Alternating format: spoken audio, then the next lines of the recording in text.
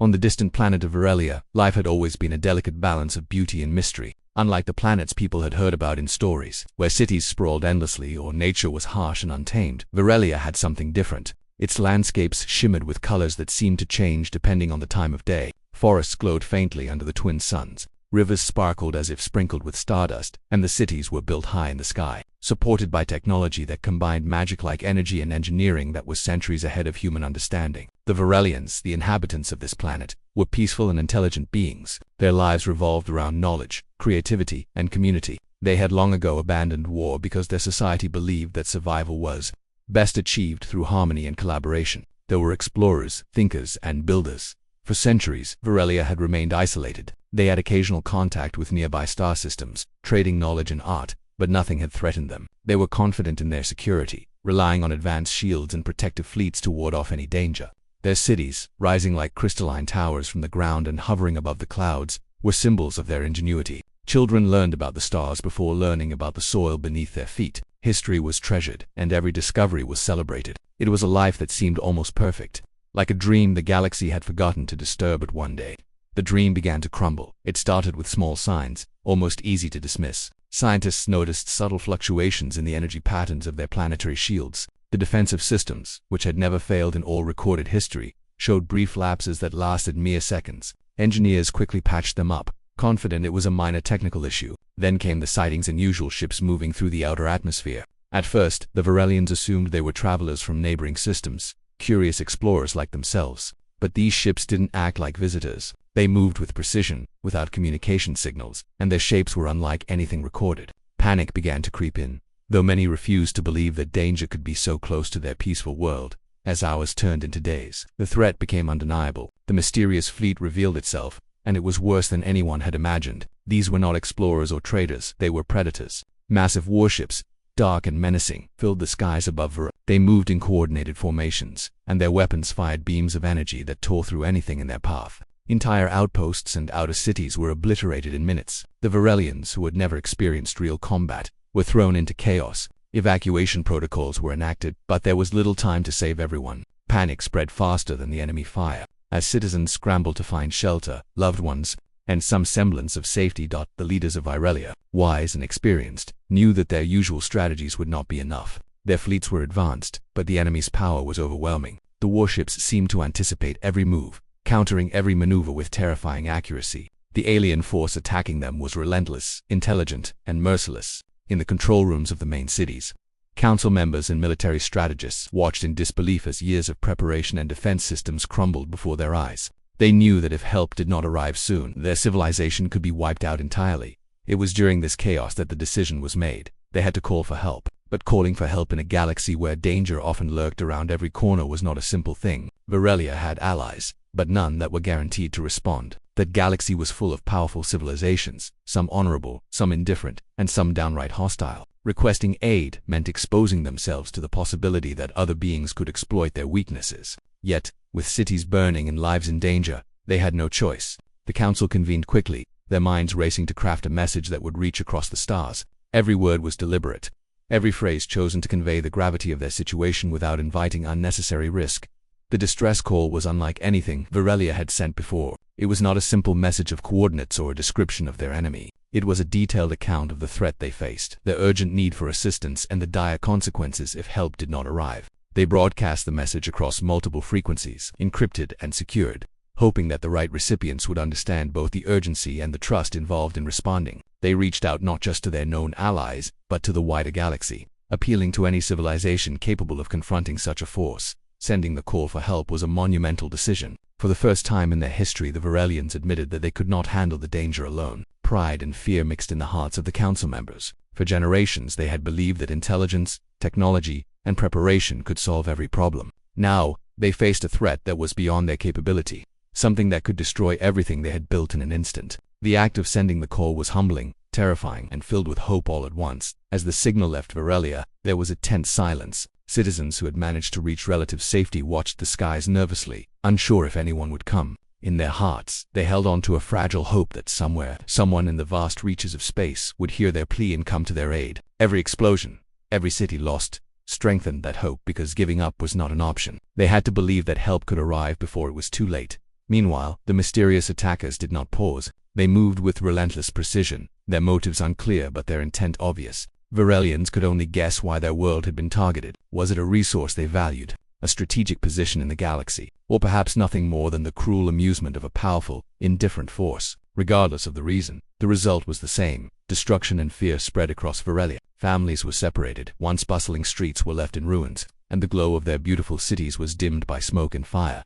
In the midst of the chaos, small acts of courage began to emerge. Citizens helped each other reach shelters, medics worked tirelessly to save the injured, and engineers attempted impossible repairs on failing systems, even as despair threatened to overwhelm them. These moments of bravery and unity reminded everyone of the resilience of the Varelian spirit. They may have been facing annihilation, but they had not yet given up. Their plea for help carried not just the hope of survival but the determination that, even if no one came, they had tried with all their strength. The signal, now traveling through the cold void of space, carried with it the story of a civilization on the brink. It was a call that could change the fate of Varelia forever. Somewhere, among the stars, a civilization capable of responding would receive it. Somewhere, decisions would be made that could determine whether Varelia survived or became nothing more than a memory in the galaxy. And as the last rays of the twin suns shone on the burning cities, the Varelians waited, hearts heavy with fear but clinging desperately to hope. Varelia was no longer just a peaceful world of beauty and knowledge. It had become a planet defined by its courage in the face of overwhelming danger.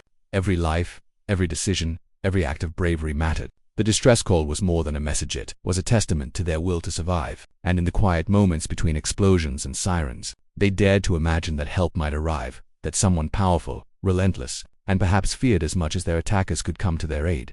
This was the beginning of a new chapter for Varelia, one that would test the limits of their civilization and change their understanding of the galaxy forever. They were on the edge, and the universe had heard their call.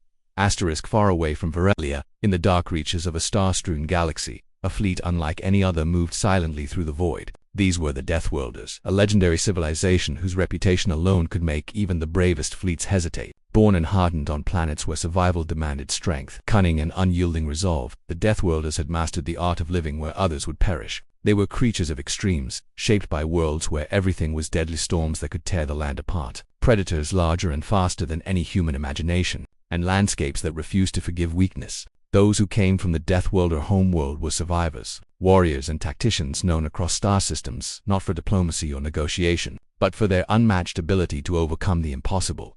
The Deathworlder fleet had long been aware of Varelia, though they had never interfered in the planet's affairs. Varelia was a peaceful place, shielded by its technology, and it had never faced a threat that demanded the kind of intervention the Deathworlders were famous for. Yet when the distress call arrived, it could not be ignored. The message was unlike anything they had received before. It spoke of a civilization on the brink of extinction, of an unstoppable enemy that moved with terrifying precision, of cities burning and lives in immediate danger. For most beings in the galaxy, such a message would have been a warning, a reminder to stay away. But for the Deathworlders, it was a call to action, a challenge that spoke directly to their instincts and their code.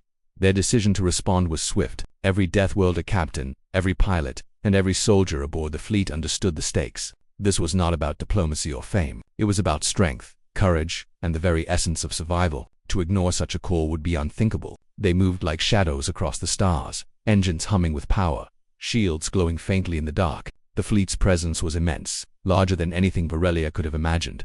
Though their approach was silent, almost ghost-like, they did not need to announce themselves with fanfare or intimidation. Their reputation would reach the terrified hearts of those waiting for aid long before they arrived. As they traveled, the Deathworlders reviewed the intelligence provided in the distress signal. Varelia was not just a helpless planet. It was a place of beauty, intelligence, and ingenuity. The attackers were formidable, but the Deathworlders thrived in challenges that others deemed impossible. Plans were formed in the minds of every officer, strategies calculated in seconds, contingencies prepared for dangers that had not yet revealed themselves. The fleet moved with precision, each ship, each unit, functioning as part of a larger organism, responding to threats as one. When they entered the orbit of Varelia, the view before them was a mix of awe and horror. From space, the planet looked serene at first, its twin suns casting a shimmering light across the landscapes, but closer observation revealed the devastation. Cities that once glimmered like jewels were now scarred, smoke rising from broken towers, and the alien fleet's attacks were ongoing. It was clear that Varelia's defenders were struggling,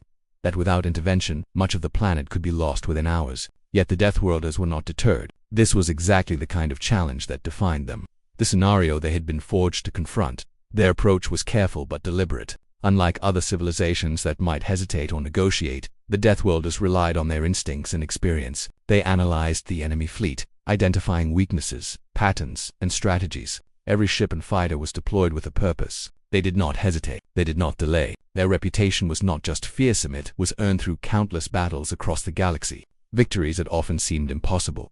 When they finally made contact, the Varelians' reactions were a mix of astonishment and fear. From their perspective, the Deathworlders were terrifying. They had heard tales of these beings, ruthless, uncompromising, almost unstoppable. The fleet itself was massive, with ships designed for both offense and defense, bristling with weaponry and shielded by technology that was incomprehensible to the Var. And yet, beneath that fear, there was hope, a spark that perhaps, finally, they might survive.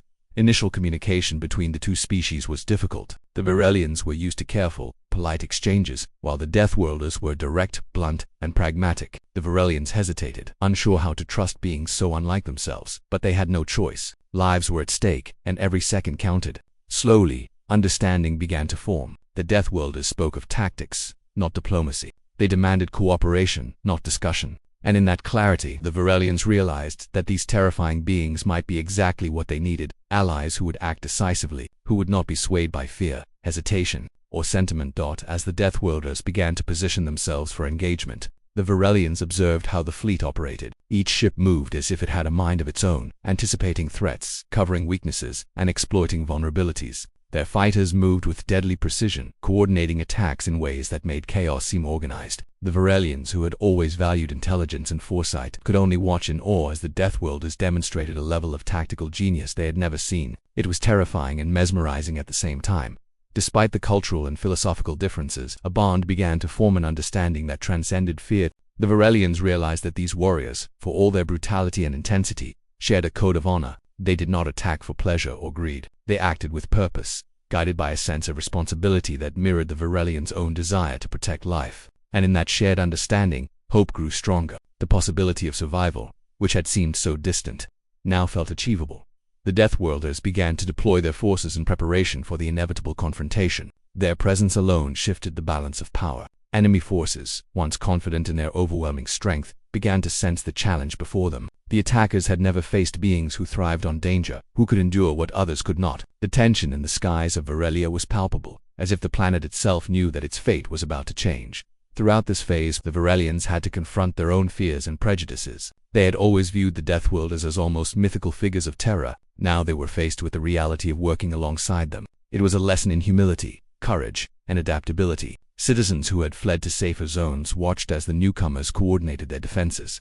And slowly, the terror began to transform into respect. Even those who had doubted the possibility of survival started to believe. The Deathwarders, for their part, observed the Varelians with calculated attention. They noted the planet's defenses, the strengths of its people, and the weaknesses that could be exploited or protected. While their methods were uncompromising, they were not careless. Every decision was made to maximize efficiency and survival. It was this combination of brute strength, tactical intelligence, and calculated risk that made them such formidable allies. The Varelians were still under attack, their cities burning, their people in danger, and the enemy relentless. Yet, the arrival of the Deathworlders introduced a new force, a chance at survival. The galaxy's most feared warriors were now on their side, ready to confront the impossible. And as the first signs of coordinated counteraction began, a new feeling emerged across the planet: hope.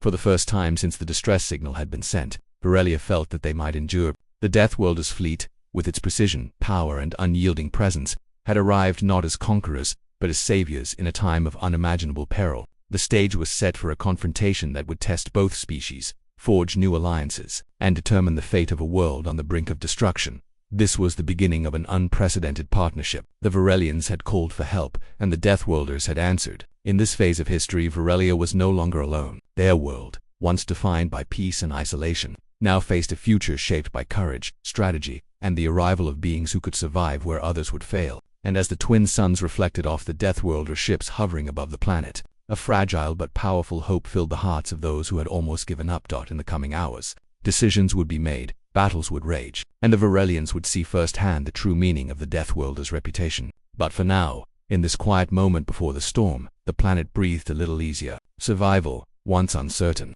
had suddenly become a real possibility. As the Deathworlder fleet settled into orbit above Varelia, the first real moments of interaction between the two civilizations began. The Varelians, peering from the safety of their command towers and observation domes, could hardly believe what they were witnessing. The Deathworlders, creatures and warriors whose legends had haunted the galaxy, were real, and they were here, moving with calm efficiency, unflinching in the face of destruction that had driven the Varelians to panic only hours before. To the Varelians, these beings seemed almost inhuman, tall, imposing figures in advanced their faces partially concealed beneath sleek helmets, and their movements precise, even graceful, as if each gesture had been honed through centuries of training and survival on unforgiving worlds. Yet beneath the intimidation there was something that drew attention, an unmistakable purpose. They had come to fight, to protect, and to save. The first moments of contact were awkward. Varelian communication was slow, measured, and formal. Their language was melodic, full of subtle inflections, and emphasized clarity, context, and diplomacy. The Deathworlders, by contrast, were direct, blunt, and practical. Their speech, when it existed in a recognizable form, consisted of short, sharp commands, designed to convey essential information with maximum efficiency. When the Varelians attempted to explain the nature of the attacks, the attackers' capabilities, and the structure of their cities, the Deathworlders listened. But their responses were more like observations than dialogue. They did not question the Varelians' intelligence. They evaluated and analyzed and began forming immediate strategies. At first the Varelians were fearful. They had called for help, but the beings that had arrived were nothing like anyone had imagined. They were not gentle protectors. They were predators by design, warriors whose lives were forged in danger and conflict. Their sheer presence inspired both awe and terror. Children who peeked through protective shields at the fleet above would not sleep that night, haunted by the shadowy ships and armored figures moving like predators across the skies. Yet, simultaneously, adults and leaders recognized a truth they could not ignore. These were allies of unparalleled capability, and without them, their civilization would not survive. The initial meetings were tense. The Varelian Council convened to discuss how to work with the newcomers. The Deathworlder commanders arrived in a minimalistic landing platform, their forms imposing as they stepped into the council chambers. The Varelians tried to welcome them with customary formalities, offering greetings and ceremonial gestures meant to signify respect and cooperation. The Deathworlders did not respond to these gestures in the way the Varelians expected. There was no bow, no ritual, no diplomatic flourish. Instead, they simply waited for explanations, observed the room, and signaled that they were ready to act. The message was clear. The time for ceremony was over. The time for action had begun. That cultural clash created unease. Varelians were deeply rational and polite. They valued careful communication and mutual understanding. The Deathworlders, however, valued decisiveness, clarity, and efficiency. Misunderstandings occurred almost immediately. Instructions given by the Varelians were considered too vague or overly cautious. The Deathworlders' suggestions, while strategically brilliant, seemed harsh and even brutal to the Varelians. Yet slowly, with patience and observation, a fragile understanding began to form. The Varelians realized that this was not cruelty. They were witnessing pragmatism honed by survival. Every decision the Deathworlders made was aimed at winning battles and saving lives, not showing dominance or instilling fear. Outside, the battle was intensifying. The enemy, recognizing the new force, adapted its tactics. Varelia's skies became a theater of chaos, with streaks of light from energy weapons, explosions that shook the ground, and debris raining across the cities. Amid this chaos, the Deathworlders acted with methodical precision. They moved to strategic positions, shielded vulnerable areas, and launched counterattacks that surprised both the Varelians and their attackers. To the Varelians, who had only ever known theoretical defense plans, the sight was awe-inspiring. Every movement seemed calculated, every action purposeful, as if the Deathworlders could anticipate what the enemy would do before they even attempted it. Cooperation began slowly. Varelian engineers and strategists were assigned to coordinate with Deathworlder officers. At first, communication was strained. Technical terms differed, priorities clashed, and methods that had worked for centuries on Varelia seemed almost childish to the veterans from Deathworlds. But necessity forced adaptation. The engineers learned to convey information more directly, to strip away the pleasantries and formalities, and the Deathworlders learned to interpret the Varelians' careful reasoning as valuable intelligence. Gradually, an effective partnership emerged. Decisions were made faster, defenses were reinforced more efficiently, and the combined forces began to gain small victories against the enemy fleet. As the battle continued, personal interactions between the two species deepened. Varelian scouts and Deathworlder soldiers began to work side by side. Fear slowly gave way to mutual respect. The Varelians were astonished at the courage and resilience of the Death. These were beings who had endured environments that would have destroyed any other life form, who thrived in conditions of extreme danger, and yet showed an unshakable focus on the task at hand. In turn, the Deathworlders noted the ingenuity and creativity of the Varelians. Their advanced technologies, adaptive problem-solving, and imaginative solutions complemented the Deathworlders' brute strength and tactical genius. Together, they formed a synergy neither could achieve alone. But integration was not easy. Cultural misunderstandings caused tension. One Varelian officer criticized the Deathworlder for using overwhelming force in an urban area, worried about collateral damage. The Deathworlder, in return, viewed hesitation as weakness. Arguments flared, but over time, the shared goal of survival allowed these conflicts to be resolved. Compromise became possible, as both sides recognized that their combined strengths were essential. What began as fear and mistrust slowly transformed into cautious collaboration. During this time, ordinary Varelians also played their part. Citizens helped coordinate shelters, evacuated vulnerable populations, and assisted in repairs under the guidance of Deathworlder supervisors. Even the youngest and oldest members of society found roles that mattered. The Deathworlder's efficiency inspired the Varelians to act decisively, and in doing so, they discovered reserves of courage they had never known existed. Stories began to emerge of individuals who had risked everything to save others, guided by the Deathworlder's tactics and their own growing confidence. The first signs of real progress in the battle came when the Deathworlders began to identify patterns in the attackers' movements. Unlike the Varelians' defenders, who had been reacting, the Deathworlders could anticipate enemy strategies. They repositioned their forces, created ambushes, and neutralized key enemy ships. The tide of the battle began to turn, but it was not without cost. Cities remained damaged, lives were lost, and fear lingered. Yet with every successful engagement, the Varelians' hope grew. They could see that survival was no longer a distant dream, it was a real, achievable possibility.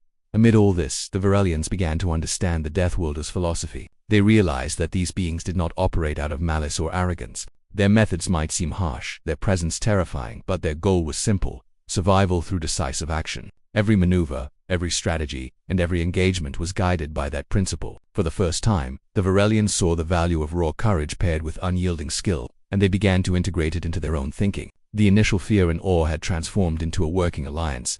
The Varelians no longer saw the Deathworlders merely as terrifying legends. They saw them as partners, allies whose strength, experience, and determination could help save their planet. The Deathworlders, in turn, recognized the potential of the Varelians. They were clever, resourceful, and adaptable, capable of contributing in ways the Deathworlders could not have anticipated. Together, they had formed a force capable of standing against even the most formidable enemy. The arrival of the Deathworlders forced the planet to confront its own limitations, fears, and prejudices. It also revealed a new dimension of courage and possibility. The Varelians learned that survival often required more than intelligence or technology. It required adaptability, cooperation, and the courage to trust the unknown. And for the Deathworlders, this partnership was a reminder that even in a galaxy filled with danger, allies could be found in the most unexpected places. As night fell over the battle-scarred cities, the skies above Varelia glowed with the movements of the combined fleets. Explosions still marked the struggle, but the rhythm of resistance had changed. The Varelians watched with awe as the Deathworlders executed maneuvers that seemed almost like a dance of precision. Each movement calculated, efficient, and deadly. In this moment, fear and hope existed side by side. The planet was not yet safe, but survival was now within reach. The first contact, full of tension, fear, and cultural differences, had led to understanding, cooperation, and respect. The Varelians were learning to adapt to the harsh realities of survival alongside warriors from the most dangerous worlds imaginable. And as the battle continued, they could feel a sense of purpose that had been absent before. For the first time, they were not alone. They had allies who could turn the tide, and together, they would face whatever came next. The battle for Varelia had begun in earnest. The skies above the planet were alive with streaks of light, explosions, and the roar of engines, a chaotic symphony of destruction that would have terrified any other civilization. The attackers, relentless and cunning, were determined to finish what they had started. Entire city districts were at risk, and the Varelians, despite their intelligence and advanced technology, were struggling to keep up. But now, with the Deathworlders fully engaged, the tide of the battle began to shift. The Deathworlders moved with terrifying precision. Each of their ships, fighters, and soldiers operated like part of a single, coordinated organism. They did not rush blindly into combat. They observed, calculated, and struck with purpose. Enemy ships that had once seemed invincible were suddenly neutralized in moments. The Varelians watched in awe as entire squadrons of attackers were outmaneuvered and forced to retreat. The Deathworlders' tactics were unlike anything the Varelians had ever seen: fast, efficient, and brutally effective. On the ground, the story was just as intense. The attackers had deployed units designed to overwhelm Varelian defenses with sheer numbers and firepower. Streets were littered with debris, communication lines were cut, and energy shields flickered under pressure. The Varelians had never fought in real combat. Their defensive measures were intended to deter, not engage in prolonged warfare.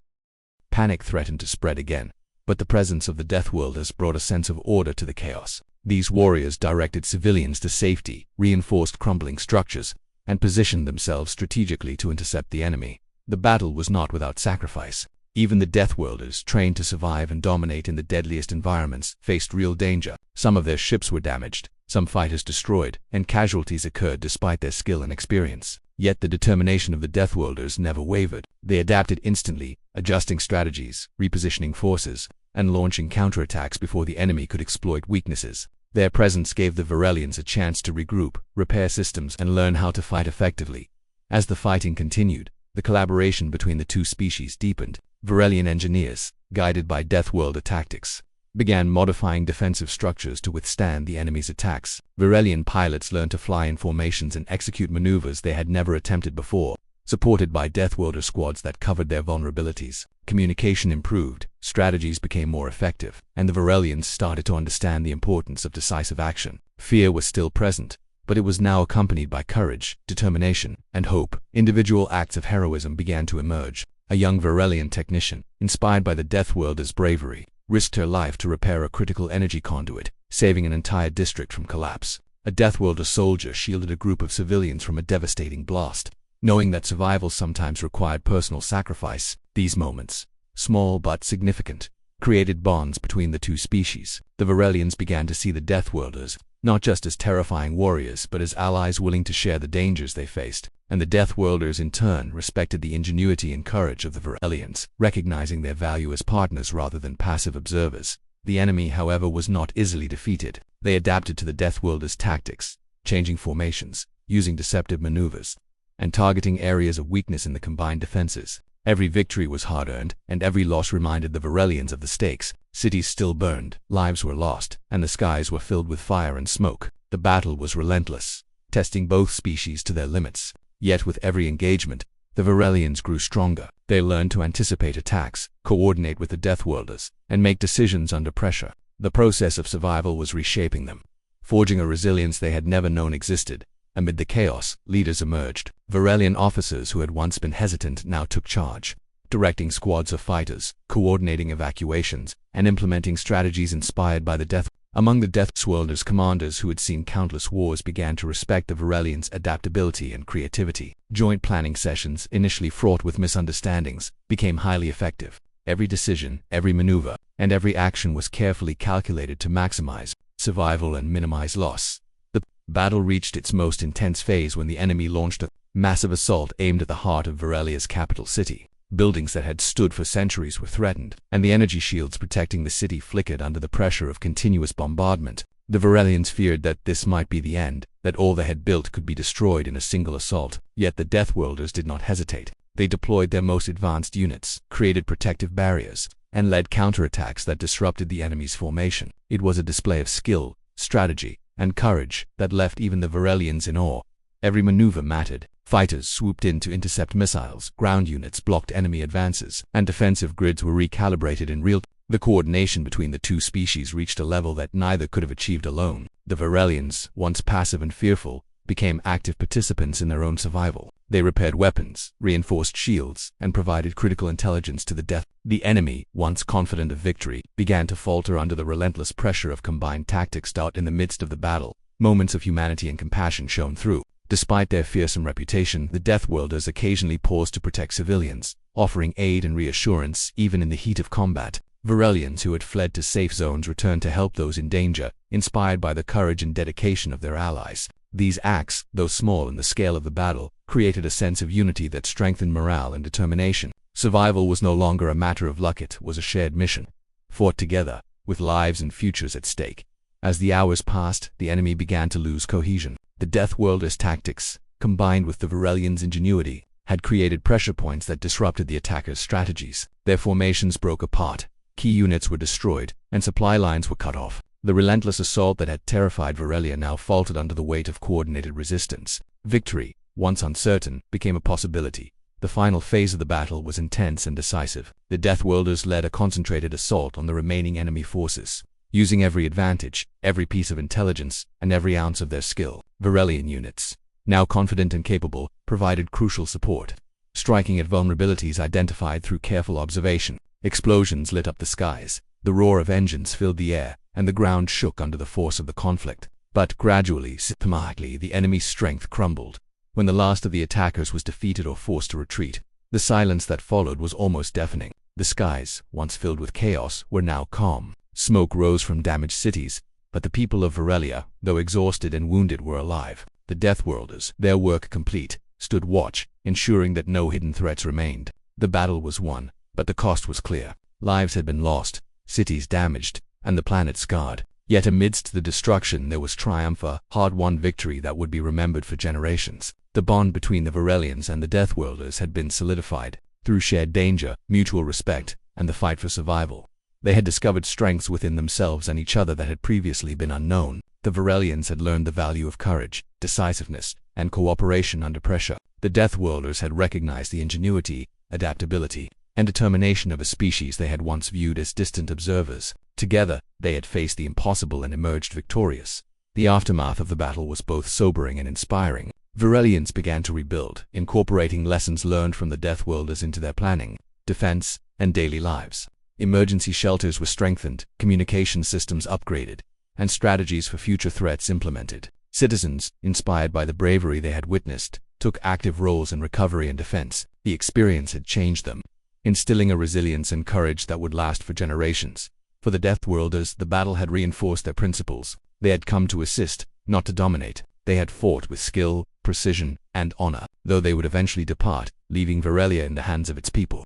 The bond forged in battle would not be forgotten. The Varelians would carry the memory of their courage, the lessons of survival, and the example of warriors who had risked everything to save them. Varelia had survived the greatest threat it had ever faced. The cities, though damaged, still stood. The people, though shaken, still hoped, and the skies, once filled with fear, now held the promise of protection, resilience, and the knowledge that even in the darkest times, allies could arrive, strength could prevail, and survival was possible. The battle had tested both civilizations, reshaped their understanding of courage, and created a partnership that would endure in the history of the galaxy. This was the turning point in Varelia's history, the moment when desperation became triumph, fear became courage, and two very different civilizations discovered the power of unity. The Deathworlders had arrived, the battle had been fought, and Varelia, against all odds, had survived. The battle for Varelia was over, but the work of survival and rebuilding had only just begun. The skies were calmer now, the deafening sounds of combat replaced by the quiet hum of repair ships and the distant crackle of damaged energy grids. Fires still burned in parts of the cities, and the landscape bore scars of destruction, yet the people of Varelia could breathe more freely. The threat that had loomed over their world for weeks, maybe even months, was gone, and for the first time in a long while, they felt a cautious sense of relief. However, this relief was tinged with grief. Entire families had been lost, neighborhoods reduced to rubble, and centuries-old monuments had been destroyed. The cost of survival had been immense. Amid this mix of relief and sorrow, the Deathworlders moved among the Varelians with quiet efficiency. They had completed the task for which they had been called, not to conquer, not to rule, but to protect.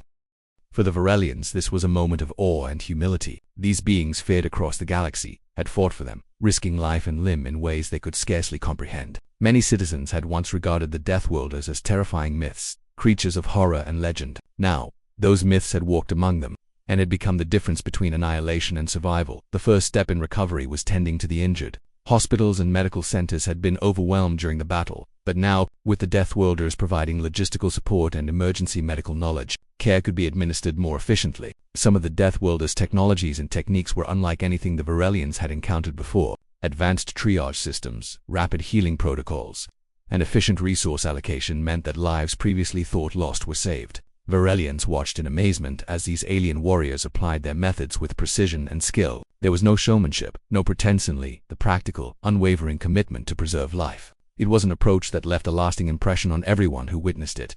As the days passed, attention shifted from survival to rebuilding. Buildings that had once gleamed with crystal-like architecture were now reduced to fragments. Roads and bridges were destroyed, and communication networks were in tatters. The Varelians, who had prided themselves on their technological sophistication, now faced the humbling reality that even their advanced civilization could be shaken to its core. The Deathworlders assisted with reconstruction, offering strategies and labor that balanced efficiency with caution. They guided teams to stabilize structures, reinforced energy grids, and helped design temporary shelters capable of withstanding further threats. Their influence changed not only the physical landscape but the mindset of the Survival was no longer theoretical. It required decisiveness, practical skills, and an understanding of how to act under extreme conditions. Beyond the physical rebuilding, there was an emotional and psychological transformation underway. The Varelians had faced terror on a scale they had never imagined. They had lost friends, colleagues, and family members. Grief and fear lingered like shadows, and yet, through the presence and guidance of the Deathworlders, a new kind of strength emerged. Citizens learned to act decisively in crisis, to trust in their own abilities, and to draw courage from one another. The Deathworlders, through their actions and presence, that had imparted lessons that no classroom or archive could teach, that courage, resilience, and unity were as essential to survival as technology or intelligence. The Varelian Council, which had once governed through careful deliberation and cautious policy, began to implement changes inspired by the events of the battle. Emergency protocols were reimagined, defense systems upgraded, and training programs established to prepare citizens for potential future threats. The Deathworlders' tactics, while harsh by Varelian standards, provided a framework for thinking more dynamically about danger, response, and strategy. The Varelians recognized that their previous isolation and over-reliance on technology had left them vulnerable. Survival depended on adaptability, coordination, and sometimes the courage to act decisively in the face of fear. Meanwhile, the bond between the two species solidified in ways that could not be measured purely by the outcome of the battle. The Varelians had learned to trust beings they had once feared, to see strength and honor behind an intimidating exterior. The Deathworlders, in turn, had learned to respect intelligence, creativity, and adaptability, recognizing that even a civilization untested by war could rise to the challenge when guided and supported effectively. This mutual respect was subtle but profound. It went beyond words. It was forged in fire, battle, and shared purpose. Both species carried a newfound understanding that survival in the galaxy was rarely solitary. Allies, even those who seemed strange or terrifying at first, it could become vital, life-saving partners. One of the most lasting impacts of the Deathworlders' intervention was the way they influenced the younger generation. Children who had witnessed the battle and the aftermath were no longer the naive observers they had been. They had seen courage under fire, precision in action, and the value of decisive intervention. Schools incorporated lessons from these experiences, teaching strategy, risk assessment, and the importance of collaboration. Young Varelians, inspired by the Deathworlders' example, began training in ways that prepared them for survival in a dangerous universe, balancing intellect with practical skills. The legacy of the battle was not only the survival of the present generation, but the shaping of the future through knowledge, courage, and preparation. As the planet recovered, the Deathworlders began preparing to depart. Their mission, though extraordinary, had a clear endpoint. They had ensured the survival of Varelia and had laid the groundwork for recovery. The Varelians, while grateful, felt a pang of uncertainty. They had grown accustomed to the presence of these powerful allies, and the thought of facing future threats without them was daunting. Yet, the experience had transformed them. They had learned that survival was possible even in the direst circumstances, that courage could overcome fear, and that cooperation with others, even those very different from themselves, was essential.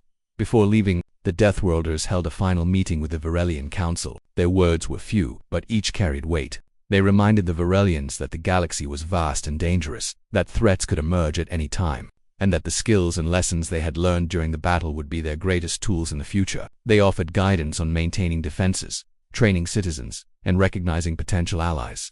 Though stern and serious, there was a subtle acknowledgement of respect for what the Varelians had accomplished. Even in victory, the Deathworlders emphasized preparedness and resilience, leaving a lasting impression that would shape Varelia for generations. The departure of the Deathworlders was marked by quiet reflection rather than ceremony. Their ships lifted off from the orbiting platforms, engines humming steadily, and disappeared into the depths of space. The Varelians watched with a mixture of relief, awe, and gratitude. The planet was safe for now, but the memory of the battle and the lessons learned lingered. Every citizen, from the youngest child to the oldest elder, carried the imprint of what had occurred: courage in the face of fear, the value of decisive action, and the importance of trusting and working with allies, no matter how unfamiliar or intimidating they might appear. In the weeks that followed, rebuilding accelerated, damaged infrastructure was repaired, cities began to gleam once again, and energy grids stabilized. The Varelians incorporated strategies learned from the Deathworlders into long-term planning, creating systems that combined their technological sophistication with practical defense tactics. Society evolved, not through fear, but through knowledge gained in the crucible of survival. Monuments were erected to honor both the fallen Varelians and the Deathworlders who had fought alongside them, serving as reminders of the power of courage, collaboration, and resilience. This phase of Varelia's history marked a profound transformation. The planet, once isolated and peaceful, had experienced a trial that reshaped its people, its society, and its understanding of the galaxy. They had faced destruction and survived, guided by both their intelligence and the extraordinary skill of allies who had once seemed terrifying. The experience left the Varelians stronger, wiser, and more capable of facing the unknown. They had learned that survival required action, decisiveness, and sometimes the courage to trust those who seemed very different from themselves. In the end, Virelia was not the same planet it had been before the attack. Its cities bore scars, but they also bore the promise of renewal. Its people had been tested, and they had emerged stronger, braver, and more united. And though the Deathworlders had departed, their influence lingered in every aspect of life, from defense systems and training programs to the courage and determination of every citizen. The planet had been saved, but it had also been transformed. The memory of the battle, the lessons learned, and the alliance forged in the crucible of danger would echo for generations. Virelia had survived not because it was untouched by war, but because it had faced adversity with courage, cooperation, and the support of extraordinary allies. The future, once uncertain, now held promise. The Virelians understood that threats would come again, that challenges would arise, but they also knew that survival was possible and that together, even the impossible could be overcome. This was the legacy of the Deathworlders' arrival and the battle for Virelia. A planet once in danger now stood resilient, a civilization once fearful now brave, and a people once isolated now aware of the power of unity and the strength that comes from trust, courage, and shared purpose. In the end, Virelia had endured, learned, and grown. Its story, forged in the fire of battle, was one of survival, transformation, and hope.